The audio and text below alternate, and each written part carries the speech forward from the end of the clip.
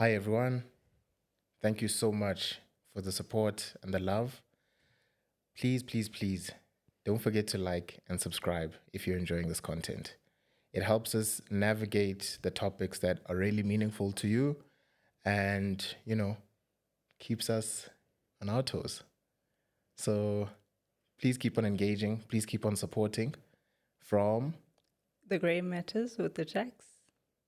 Because I think when we went for our premarital therapy and counseling, one of the big points that we were encouraged to discuss was consolidating things. Like stop acting independently and try and see how you guys can act as a unit, to solve problems. I was making 10,000 Rand off Uber. The car, both cars were 4,000 Rand each. So I had 12K coming in every month. Dave Ramsey at the time was essentially saying, or still preaching, that pay off your bills, live like no one else. So later on, you can live like no one else.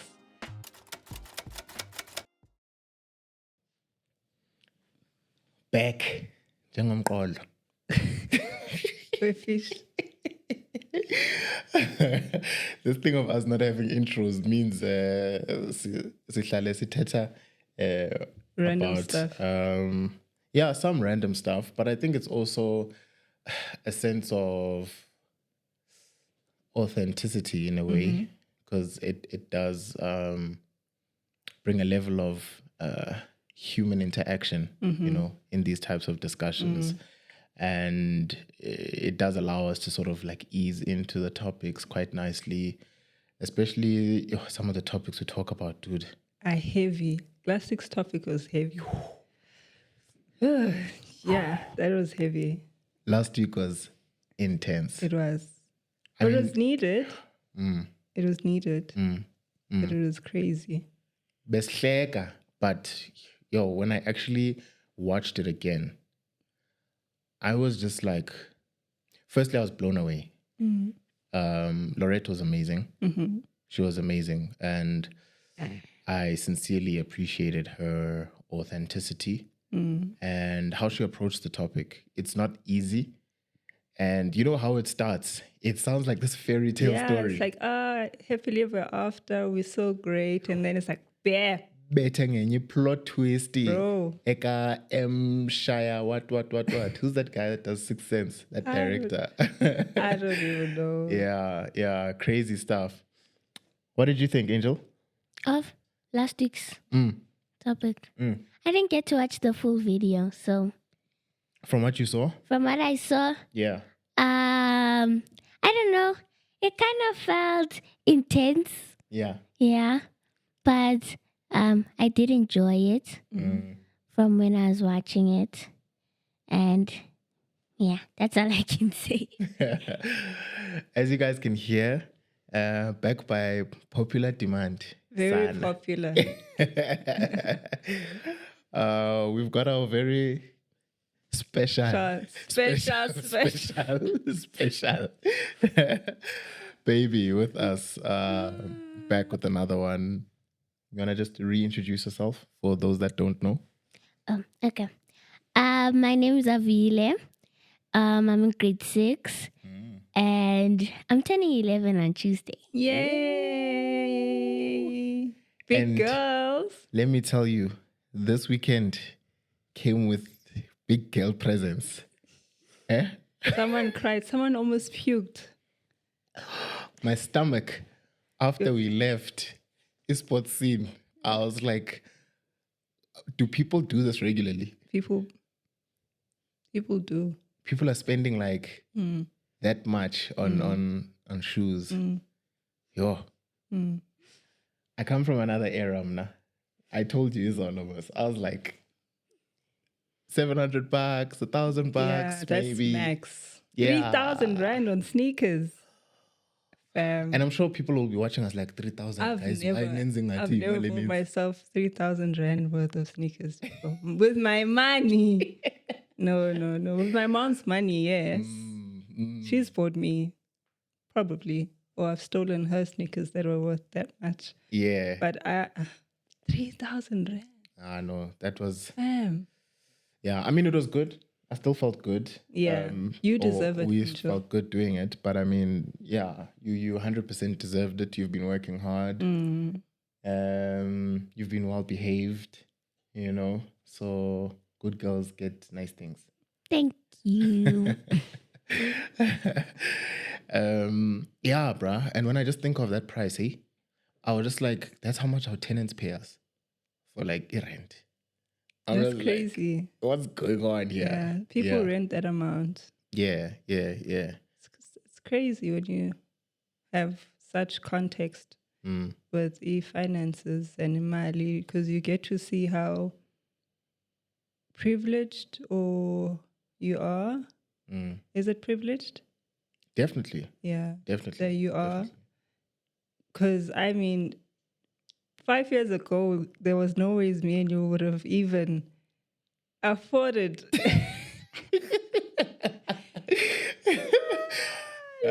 Leave 3,000 sneakers, just sneakers. Just sneakers. Would we 5 have years even been ago, able? me and you wouldn't have even thought of buying our daughter. We would have loved to, but like financially, that was not possible. So we've come a long way.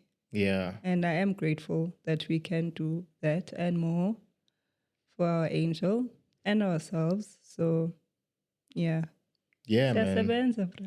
It's really been a journey, and yeah, when I think of it, really, like parts of me like still get emotional just to think of where we were financially, even when we started our relationship, and how we were open about our financial situation, which is basically today's topic, right? And yes, Abantu have been saying, yeah, dude, like we love guests, we love these different perspectives, but I really want to hear from you and your wife. I want to hear like your thoughts on some of these same topics that you guys discuss.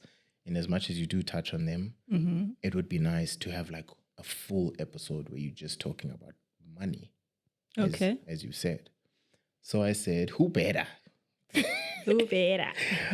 Then my beautiful wife. Wow. My beautiful wife. See what I mean when I say she's gorgeous? She's gorgeous. Okanya, Jack, and Mnake. My handsome husband. Husband. My husband. Oga. Big man. Yeah. 3,000 sneaker buyer. My stomach yesterday. Mnake, Dingo Ayavuya, Jack, and of course, our beautiful daughter has already introduced herself. And welcome, guys, to Grey Matters. So, Standa, this topic of finances is an intricate one. It's quite layered. It's got a lot of perspectives. And I thought we can try do it a bit of justice. Obviously, we can't talk about each and every single financial challenge that we've had or how we've dealt with it. But for the most part, I thought we can touch on like bigger things. Like we've mentioned, we've got tenants. So, you know, that intimates that we've got a rental property, and other decisions that we've made that have not worked out quite well for us financially. Uber, risk. Yes, risk. we both. Yes, we all. I was telling Avila about the cars that we've owned. And I was just like, What happened there? Oh, wait. I want us to get there, but we just have to, you know, build it up to that point. But that's a very nice story, which I want you to tell. Yeah. Trauma. I'm not... But you're here now. You've recovered. I've healed. Yeah? Healed. Yeah. Therapy also, I think, helps a lot, Yeah. with these things. Wait, what? No? Because I think when we went for our premarital therapy and counseling, one of the big points that we were encouraged to discuss was consolidating things. Like stop acting independently and try and see how you guys can act as a unit, to solve problems. So that spoke both of like psychological things, but she was also, speaking of our financial issues at the time, because, hey man, I had a lot of debt. I had a lot of debt. Equally so. Yeah. Equally so. Yeah. And I mean, when we met, right, which is one of the craziest things. Again, this is why I'm lucky and I'm so blessed to have you as my wife, because when we met, you were earning like 3 times what I was getting, right? Yeah. Close to. Yeah. Ne? Yeah. Yeah. And I was getting like, and that's no peanuts is the right word. No, it was people earn that amount and raise families, bro. Ne? Yeah. Just for context, guys, it was like around 10K-ish. Like that's good money. Just around there. Yeah. That's good money for a lot of people. Which was insane, right? Because at the time, I had a place. Now Guvui, she must grow up, because it's not like you can just press pause on parenting until your finances are okay. That's true. You have to make things work. I have to take care of myself. At the time, I was also going to school. And yeah, part of what saved me, I think, was just being creative around how to deal with my situations at the time. But when you met me, it was just after my food business had sunk. But that also helped me out. I didn't get to see that. If I was... Okay, sorry. Yes, if you were there, baby, it wouldn't have failed. Yeah. We know. we know. So, yeah, man. Anyways, yeah, what do you think about that? Just as a starter. I mean, we'll obviously unpack the story a bit more. Wait, what do I think about what? Like when we got together and you find out that I'm earning 3 times what this guy has. Hey. I mean, at the time, I think it was also during the time where the company it was during COVID. So yes, I was used to earning that amount. And I had, well, at the time I was, because of also my side gigs or my hustler ways when we met. Guys, when the mali lo sisi lo, this one knows how to make plans. I used to I used to hustle. I used to be a hustler. Yeah. So I mean, it was for me it was never about money. Like I was not there because I've never wanted, it's gonna sound so cliche, but like I was not looking for a man to take care of me. You know? For me, I've always had an issue, man, with, number one, I had to be independent at a very young age. I mean, going to work straight out of matric obviously means I left home, rented a place, like I was literally taking care of myself. So there was never, and even before that, because my mom is in the States, when she used to send money and stuff, she'd send me some money, okay, buy yourself this and that. So I was used to going to the shops and buying myself toiletries, saving my allowance, making sure it stretches, when I wanted things for myself, I'd buy them so I don't have to bother my dad as much. Yeah. So I learned at a very young age how to manage money. Not saying I was great, but like I could stretch my money to like last me. I knew, okay, these are the priorities and stuff. So it was never a thing of, I need someone else to take care of me. Heck, when a guy would come through and be like, listen, I'm going to buy you a car, I'm going to do this, I'm going to do that, I'd be like, red flag, run away, What's the cost? Yes, because I've had a guy who'd come and be like, leave your job. I can give you what you get paid in a month, in 2 weeks. Just leave your job, I'll double it, And I was like, bro, and be your slave? There's no ways. There's no ways. I've always loved being independent. I've always loved knowing that I can do things for myself and no one can tell me anything. Where do you think that comes from? From being stubborn? Yes. And she I is think it's very stubborn. it's a me thing. I think it's okay. Then let's not do astrology now. But No, please. I've always been, I don't like, you know this, I don't like being told what to do. You know? Like, I think your brother played a big part. yeah, of course. Yeah. Of course. Because I was he's spoiled. very entrepreneurial. He's very Yes, like my dad is hustler. Your entrepreneurial. My dad- grandmother is yeah. entrepreneurial. I come from a family that just made things work. That's true. Do you understand? Yeah. So I don't come. My aunt is entrepreneurial, and my aunt has managed to stretch each and every penny that she's had and make it work. You know. So I don't come from a family of people that complain. I come from a family that are problem solvers. I've never had, I've never had anyone tell me that you need to marry rich. It was never a thing. You need to become rich was a thing that I was raised being told. You need to be better than us, you know? You need to do better than us. It was never a thing of, no, you need to find a guy to take care of you, you know, and you must stay at home and what. And I mean, I've been a princess at home. I was taken care of like I'm a spoiled child. That's why I was like, where does I need to like ndivuke ndizenzele come from? Is it, from seeing what these people have done before you and then like, okay, now I need to earn my keep?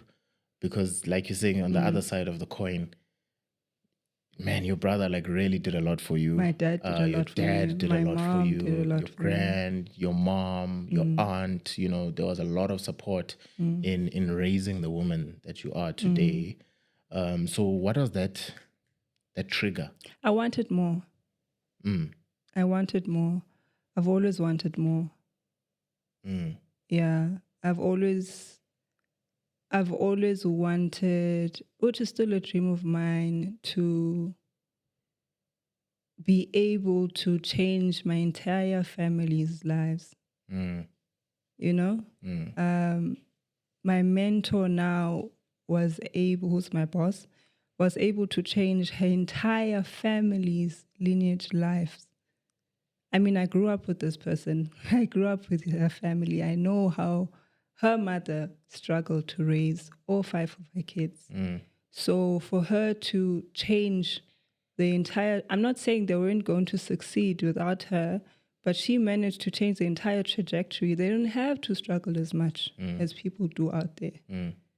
They went as a family and they built this business and they now do their own things, but they fine. They good, you know? Yeah. So for me, I've always inspired, and I still want to do that for my family because they've worked so hard and they all deserve their break. And I know that God has put me here in this world to make sure that everyone in my life is sorted for good, you know? And that will happen. That will happen. Yeah, man, it's a powerful one because, again, just to now come back to our story, when I met you, obviously, like you're saying, you had some of these side gigs where you're like exporting stuff and you had this Uber Courier gig, company. courier company. I was a real estate agent. Like, Promotion. I did all of these things. Yes. like well before 30, guys. like you were still a baby I was yourself. still a baby. And I think... What you mean? I'm still... Oh, yes. I'm not 30 yet. She's still a baby, guys. I'm sorry. She's still a baby. I'm not 30 yet. Am I? Just kidding. Abuela, close your mouth. Don't do that.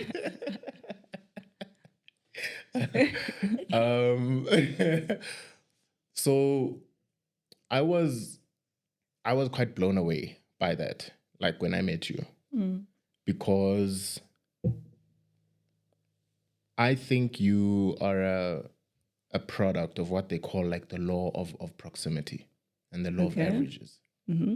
When you are surrounded by enough people that are doing well or successful, naturally you start to see yourself as successful and then start to implement or adopt tools that lead to your success. And what I've found is a key component, again, from the people that I've been exposed to, is things like discipline, things like consistency, things like dreaming big. These are things that I've seen you exercise time and time again. Avile, we can be up at like 3, 4 in the morning. I know people will see us here, right? But we are in our pajamas, our whatever, at 3 or 4 in the morning, just plotting, working, and trying to set ourselves up for the next day. I mean, we left our office at 3 o'clock in the morning last week, Wednesday. Last week, you understand? So, for a submission that's due like a few days later, because I wanted to free up some time for other things that I wanted to do, So it was one of those things where like I was in awe of like how you carry yourself. I definitely had a sense that like this is the type of woman that I would love to spend my life with, because I have these tools, but I don't know why I'm using them wrong. Hence the whole debt thing, I knew that I am capable of freeing myself from debt. I knew that I'm capable of making money, but I think I was lacking certain things in between, which were leading me to make bad financial decisions. Okay. One of those things, I believe, is I didn't have due consideration for delayed gratification. You understand? I, much like you, have been exposed to a family that of entrepreneurs, right? You know them, right? My brother, extremely successful. My aunt, extremely successful. My mother, by the way, when I was around your age, Avuyile, she ran several businesses at the same time. So she used to sell like these hand-woven handbags, very like bespoke handbags that she would sell on like order. Before there was these things called Shein and whatever, she was that type of person where she would deliver these bags to people.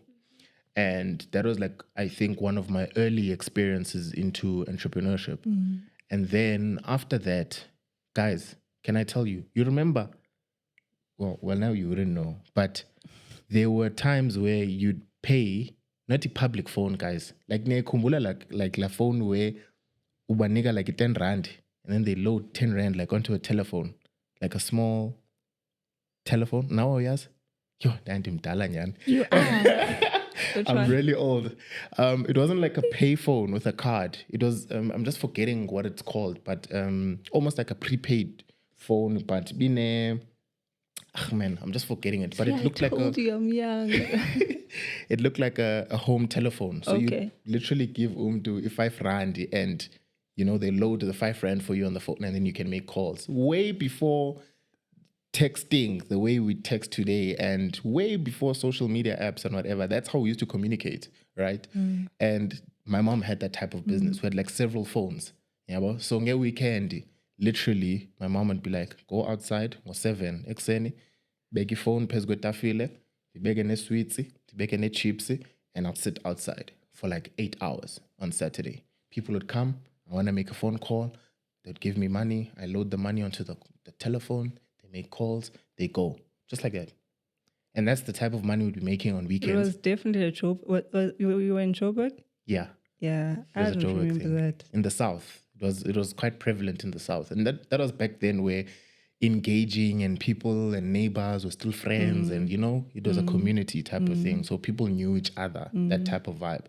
That was like my exposure into entrepreneurship. Then going further, my stepfather at the time, he was then a mechanic, right? Get this, he couldn't read, he couldn't write, but he ran a business that made well over R1 million Crazy. as a mechanic. You understand? Because he had my mother there. So my mother was like running the admin, books type of stuff. And then he would be doing the actual work, like the technical stuff.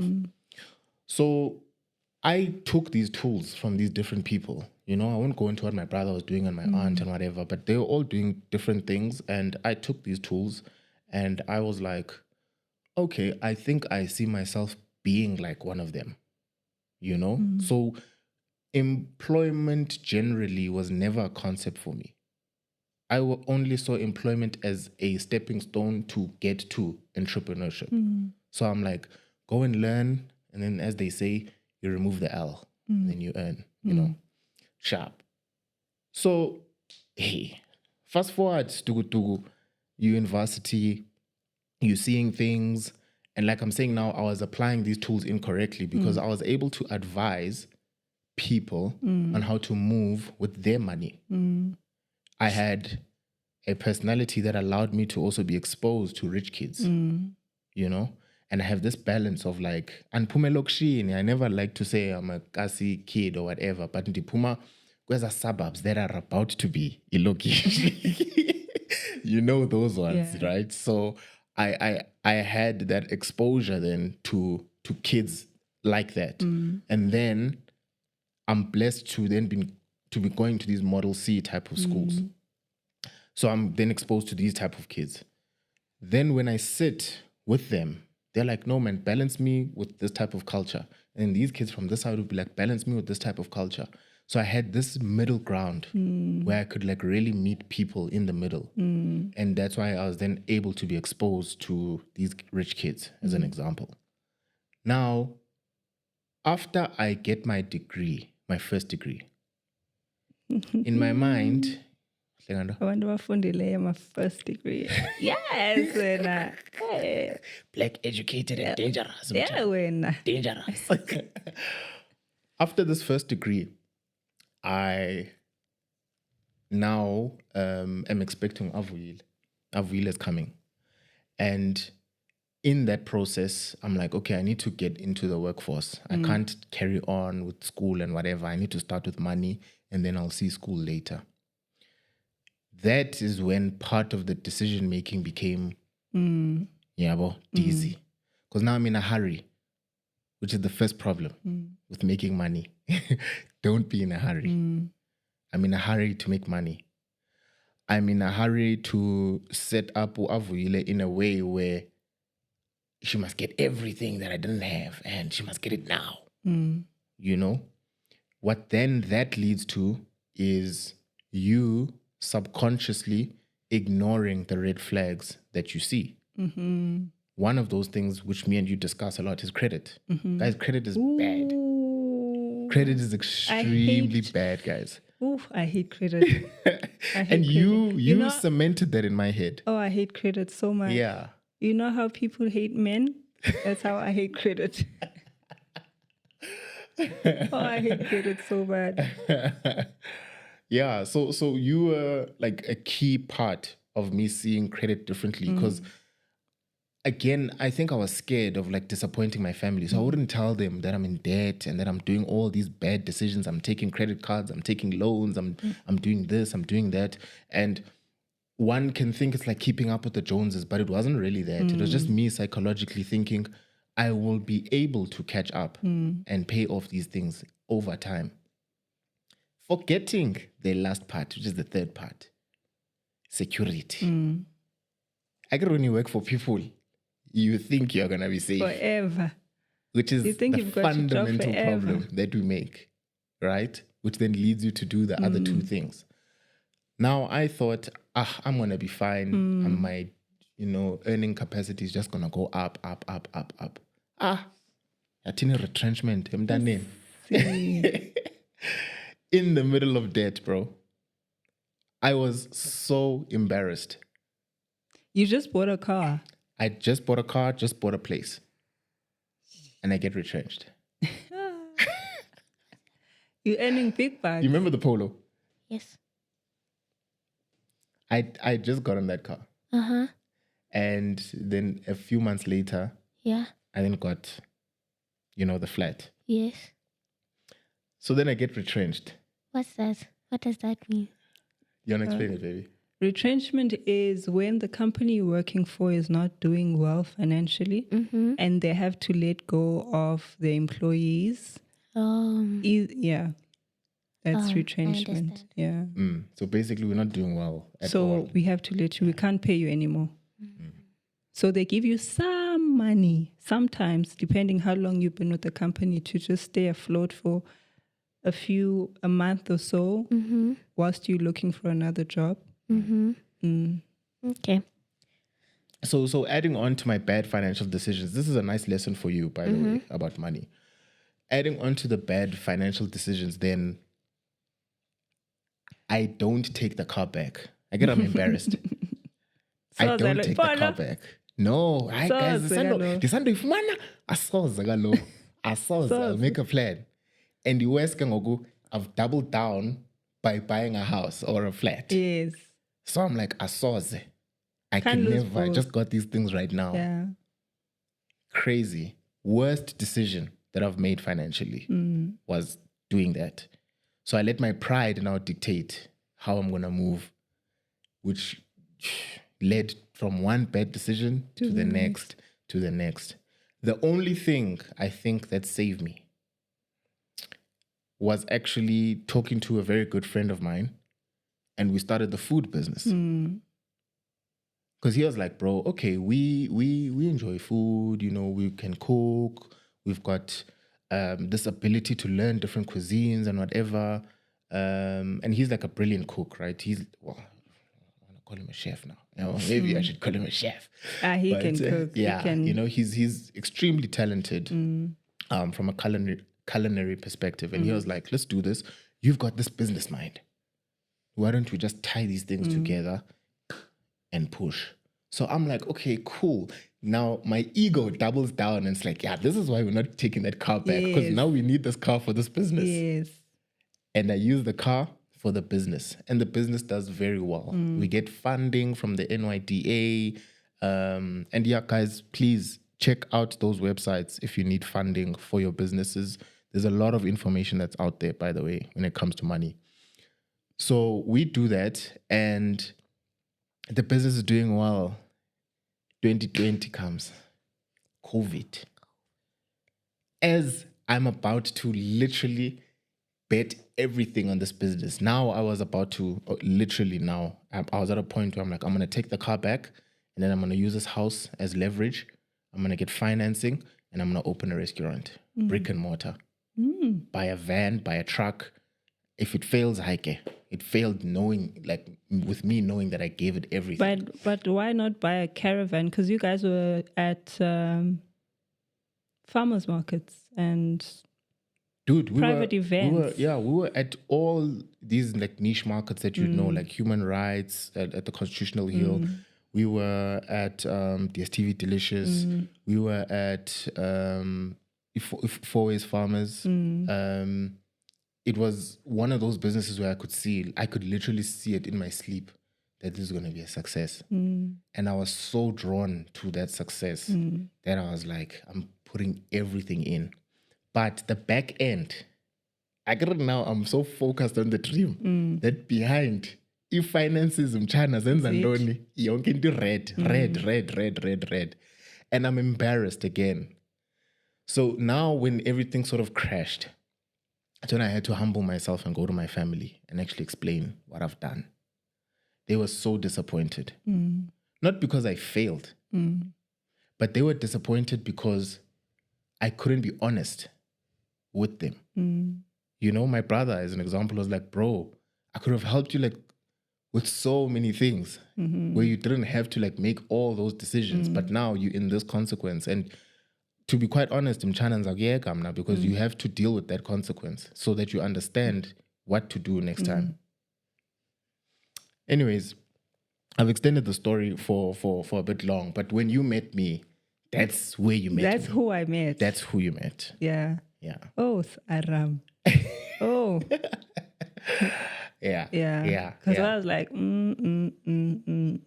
Because I met you a few days after your car was stolen. Sorry. You see, Triggers. the consequences. Trauma. That time, no insurance. Bruh. Yo, So, never got to ride drive that car, but yeah, it's fine. But I mean, we didn't actually speak until a year after. And then that's when the business was booming. But it was, the food business apparently that year did well, 2020, right? That's when it sort of... Oh, okay.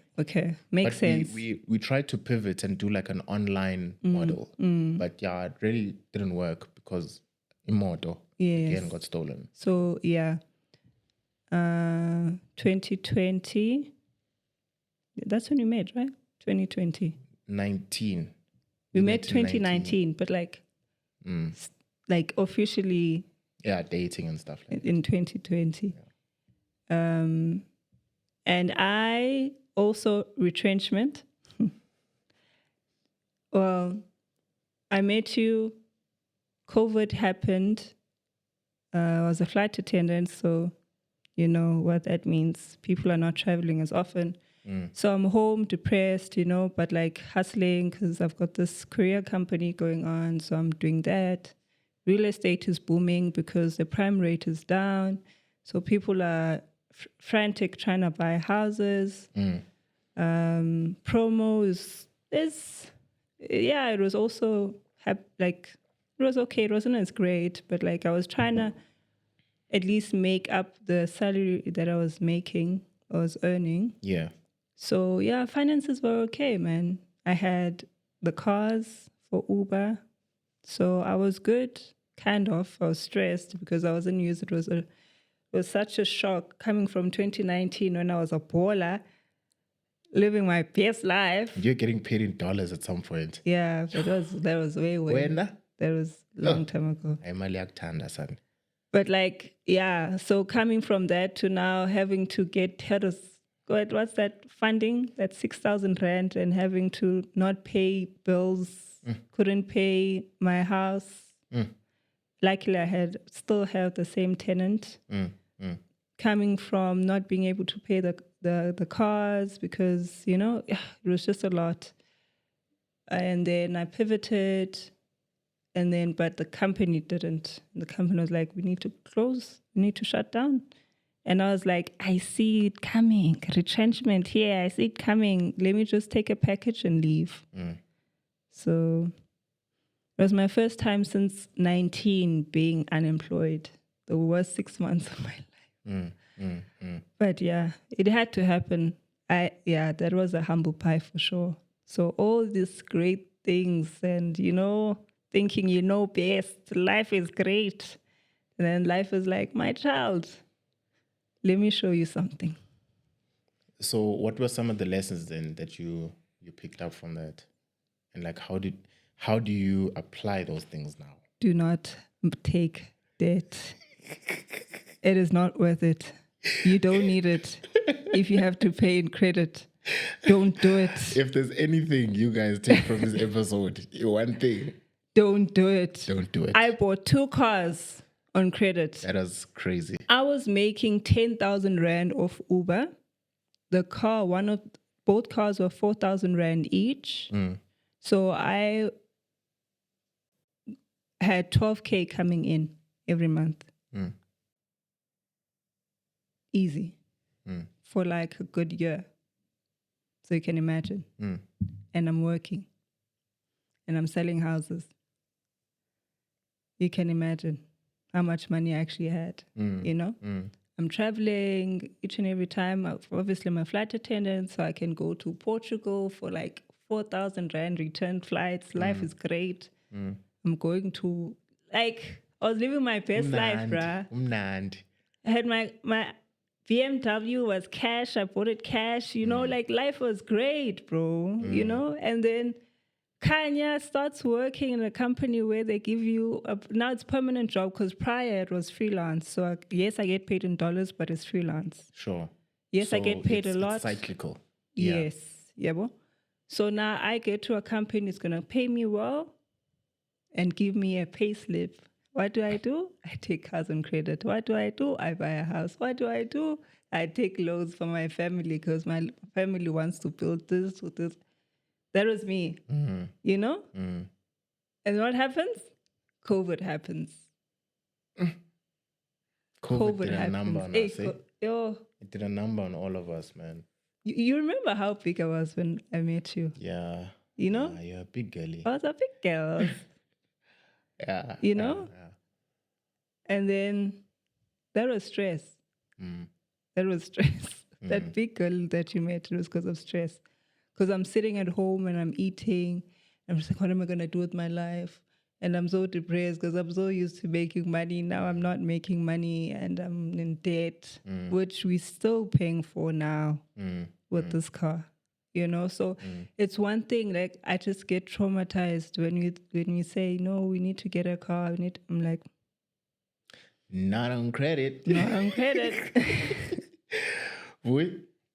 We've been going at it for a while. I mean, we're obviously now going to talk about the positive stuff, but from what we've spoken about, just based on our financial history, what do you think?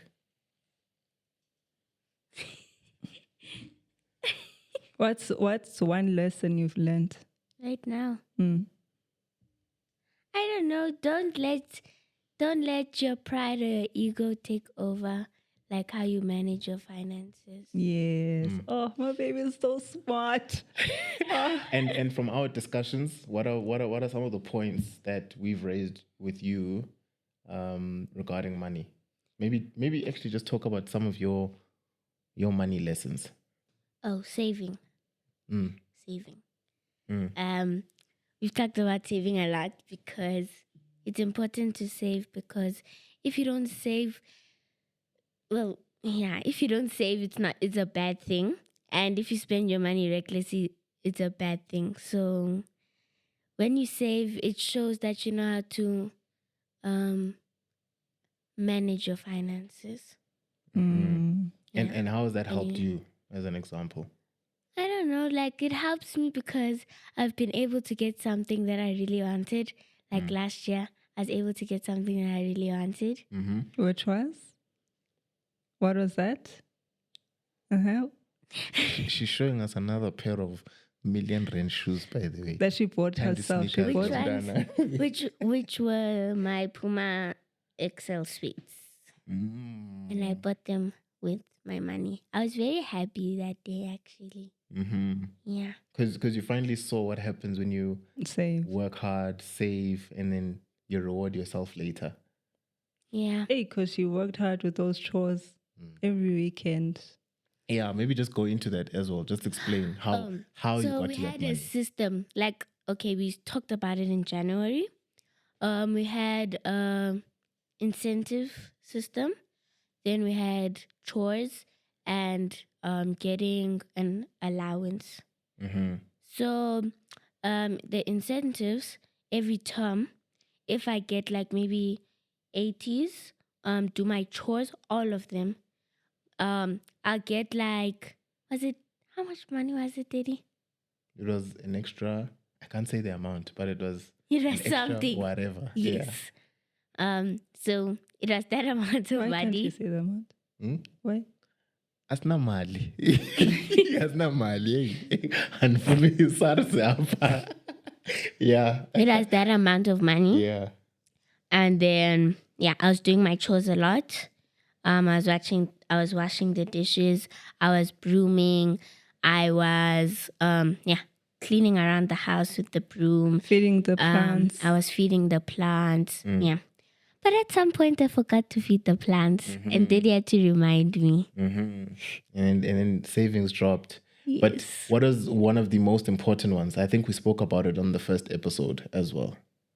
With you, the thing that you did with your friends. Making bracelets. That one, I did it because I just wanted to make money. I just wanted to make money. But I also enjoyed it because, like, I enjoy making bracelets. So It you gives found a me- nice balance Yeah. between what you like to do Because and what can it make gives money. me a sense of creativity and I'm able to earn money from that. And how old are you again? Turning 11 on Tuesday. Yeah. Eh? Such big ndiyambona. girlies. Moves on moves. Entrepreneur, I guess, Yeah, son. we were very intentional about that in our parenting, that we wanted to talk about finances early and as quick as possible, so that Avuyile can avoid some of these big mistakes that we have made. And it's not, a shot at our family or anything like that.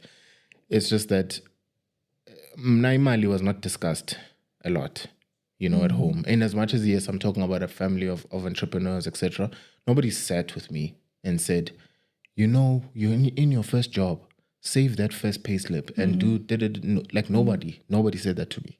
You know that. It was just one of those things that you pick up as you go. So I thought, I don't want to make the mistake of guessing whether she will think about that or not. As a matter of fact, I want to take it further and tell her to start making her own money now, so that she understands the value of working for something. So it's not necessarily about the money per se, but the idea that I must consistently do something. I must be disciplined. I must, whether I'm happy or not, I must keep doing this thing because I'm looking at the output. Then the output so happens to be le mali. So with us though, just bringing it back, because we've spent quite a lot of time talking about our past, but how we sort of fixed our issues. Please, maybe just briefly summarize. What issues? Financial issues. Yeah. Okay, so Dave Ramsey. Dave Ramsey. Dave Ramsey. What about Dave Ramsey? Yeah? What about it? Didi hates Dave Ramsey. So, yeah, obviously, I'm going through the most financially. And I'm just like, I need to find someone who's going to help me. Obviously, how you mentioned that finances, as well at home, finances weren't ever a topic. Even my mom now, for some reason, she thinks it's taboo. Even though I think I could make her a millionaire if she just shared with the amount that she earns and stuff. I could assist her, but she thinks she knows best. And I know she has lived this life way longer than me. So I believe she has a plan. But yeah, anyways, I digress. Dave Ramsey at the time was essentially saying, or still preaching, that pay off your bills, live like no one else. So later on, you can live like no one else. So that essentially means that sacrifice now, so later you can be a baller. So paying off our bills. So I was like, listen, let's write down budget. We budget like crazy, so we know to the last cent where our money is going. We have an allowance. It's the same equal allowance, even though you earn way more than me. And sometimes I'm just like, I know this guy is just like, how am I earning all this money? But I only get X amount a month. But I'm just like, yes, because as much as it's not like a lot of people make that mistake of thinking that, okay, he earns more, so he needs to have more. But now it's a household. We have debt that we brought in our marriage. Now it's our debt. You earn way more than I do now. And we still have this debt. So whatever else is left, we save. Saving is an expense in our budget. But like whatever else is left after that, like everything is accounted for. And I equal and okay, so I is earning X amount, so he must, be able to do whatever with his money. I don't believe in that. I don't like that. So yeah, I think that's it. We try to push and pay our debts. We're almost done with paying the car off, and we still have more debt to pay. But like, we already have a 2-3 year plan on how to take this girlie to private school already, and how much we have to spend. The open days are killing me. The open days are... They're killing me. Why? Because these schools are brilliant, ne? Don't get me wrong. They look phenomenal. Yeah. Yay. But when I see the admission school fees, I'm like, wow. The other school, Wow.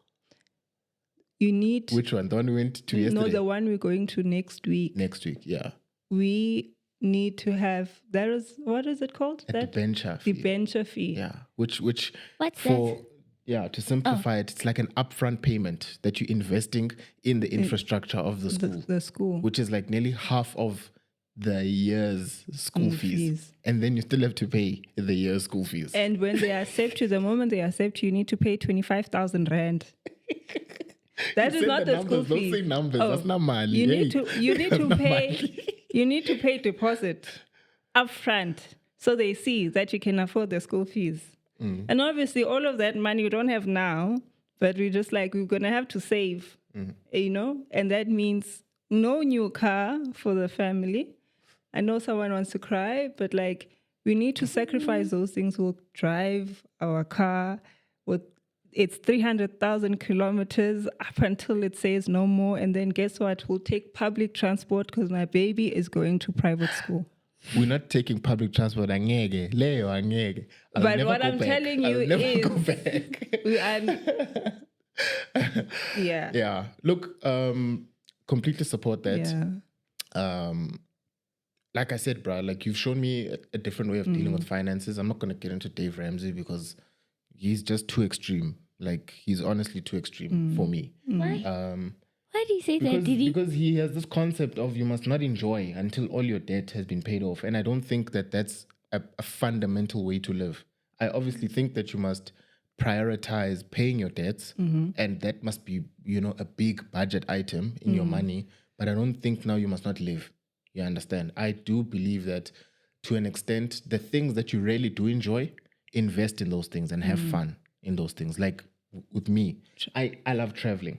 I love experiences. We love traveling. We all love traveling. Yeah. So we enjoy those experiences. And I'm willing to sacrifice everything else to just make sure that I have a very nice holiday. You understand? Because I work hard. I work long hours. I work weekends. I work public holidays. So I'm just like, Aibo, now I must actually look at all of this money and it must all service debt. It's a noble action. It's noble when you say it in words. It sounds nice. But it's not realistic to me. But it's your expense. It's not something that... It's not someone... You put yourself in that mess. That's the thing. That's the truth. That is the truth. You understand? And that's where you need to humble yourself. And the faster you get yourself out of that mess, then you can have the trips. But baby, this is what I'm saying. And probably this is where we clash on some of these principles, is that the third thing that I said was security. So long as you work for someone, what you're saying is not a guarantee. I could service my debt with all the money that I get from all the jobs that I have, and then I get fired before I enjoy my life. And then you're debt free. But what if I'm not debt free? Do you understand what I'm saying? I could have done all those things and I still have debt and I'm still fired and I still haven't enjoyed my life. Yeah. But I've wasted 10 whatever plus years doing that. So I'm, again, not giving people financial advice to say don't pay off your debt. But That's not what I'm saying. That there should be a balance. You have to have a balance. And I understand you are right. You put yourself in the debt. You should take accountability for your debt. I 100% agree with you. But much like how banks are earning exorbitant amount of interest by giving you a home loan, right? And they're creating fees from nothing. It is also incumbent on you to try and structure your finances in such a way where you can also enjoy something from the money that you get, you understand, as an employee, as a business owner, as a whatever. Because that part of your life, if you can control it well, you'll have a fulfilling and purposeful life. You understand? So to me, it's being able to balance it out. I'm just forgetting the individual's name who has set these things out. But I mean, even in books like these, which, I recommend anybody that's thinking about finances read this book. It's called The Psychology of Money. Whenever you are thinking of growing your financial position, you have to be able to have a plan. But the plan always must have plans for if the plan doesn't work out. You understand? So have a plan with a plan and Yes. a plan. So you must have a plan For the plan. for the plan, for the plan, for the plan. 100%. That doesn't make sense, Daddy. You'll understand it as time goes, And again, this is not financial mastery, but it's helped us. You understand? Because we have prioritized big debts and we've squashed those, right? And we've been able to alleviate ourselves and have more cash flow to do other things, like investing in property. And actually going and like not having to plan for months and just go on a holiday. Yes. You can actually do that now. Yes. But that's because we've paid off our debts. But remember, most even of our during that debts. time, while we were paying off our debts, We we are were still still going on saving, holiday. yeah. We were still going to your wherever's. We were still being able to do that.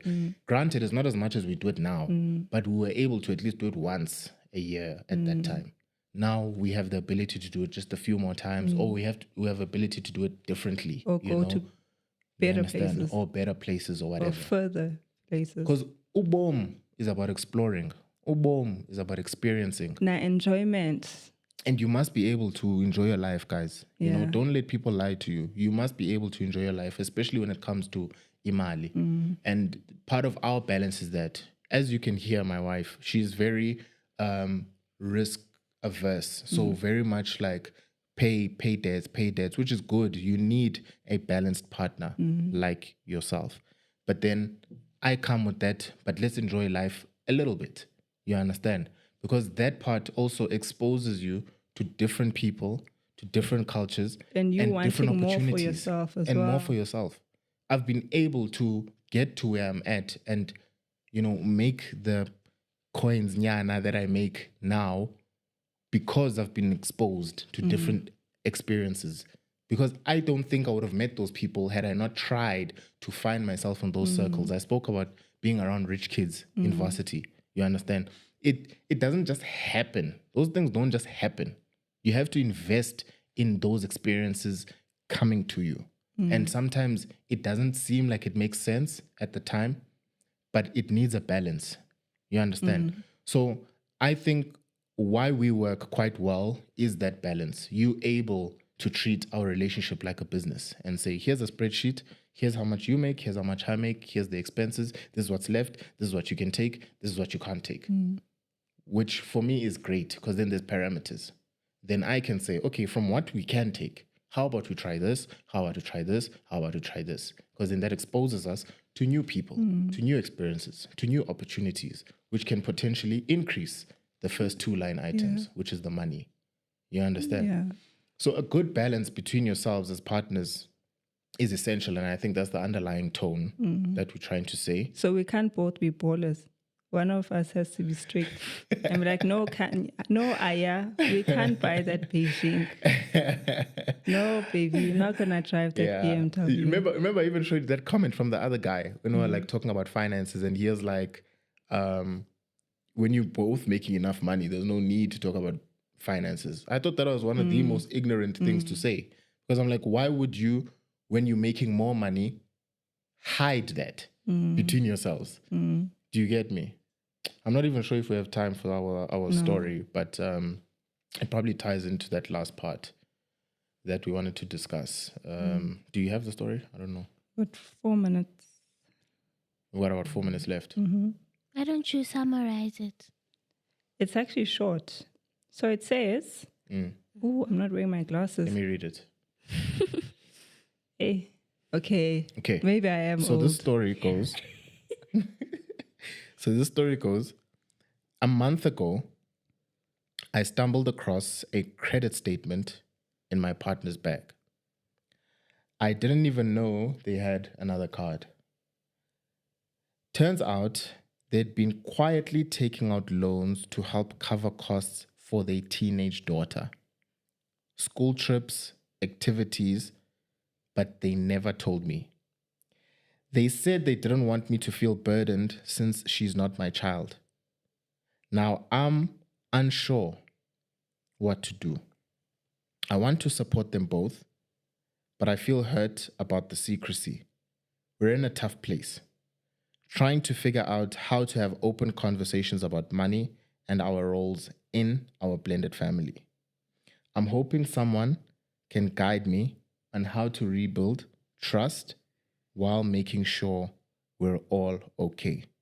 Is someone out there? What do you think, Vui? About that?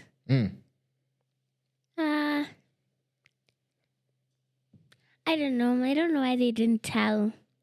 I don't know why they didn't tell the person, because that's why she can't build trust anymore, or she can't trust them, because they didn't tell her. Even if it doesn't matter if it's not her child, because they're a blended family, which means it's not. She didn't give birth to the child, but maybe she'll see the child as her own child. So them not telling her can also make her feel like some type of way, like a bad way, or like they don't trust her. Yeah. So I think Avila is right. It's 100%. A trust thing. 100%. Like, the problem is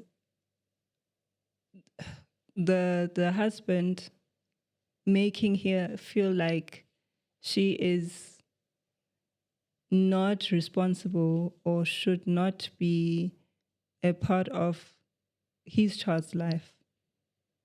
You know? Because the moment you married, it's your child. So there's no such a thing that, okay, now these are my expenses. This is my child, so I'm responsible for my child. No, that's not how it works. Then why are we getting married? Let's just stay. I don't even want to say girlfriend and boyfriend for me, it baffles me, that mindset. It really baffles me, that thing of, no, this is your child, so these are your expenses. No, that's not how it works. But people are like that. And you even saw in episode 3 when we were speaking about contributions towards our co-parenting situation with Avila's mom, right? Where we were speaking of, what about this? What about this? And literally people were going off at me by saying, but why does somebody need to contribute if you are there? Do you get me? So some people are thinking like that. The thing that baffles you. But we should stop that. Like that. We should really stop that, because I think we just don't know the importance of understanding what it means being married and being one. I think the moment that we go back to, I almost said go back to church, but go back to understanding what it means being a unity and understanding the idea of marriage, you understand that everything that you come with, everything that I come with is now ours. That be a child, be it debt, be it being you a millionaire, it's now ours. We're now a unit. I know life is so tricky and there's so much betrayal and so many evil things that are happening that it becomes so hard for a person to trust someone to that degree. But let's rather don't get married, bruh. If you're going to have that thing where, no, this is my child, no, this is my date, no, let's not do that. It's prevalent in black cultures, which is a concern for me, because I look at it and I'm thinking, we are the majority in this country, firstly. We hold most of the financial burden in this country. That's why we're the poorest, and that's why we have the least who are the richest.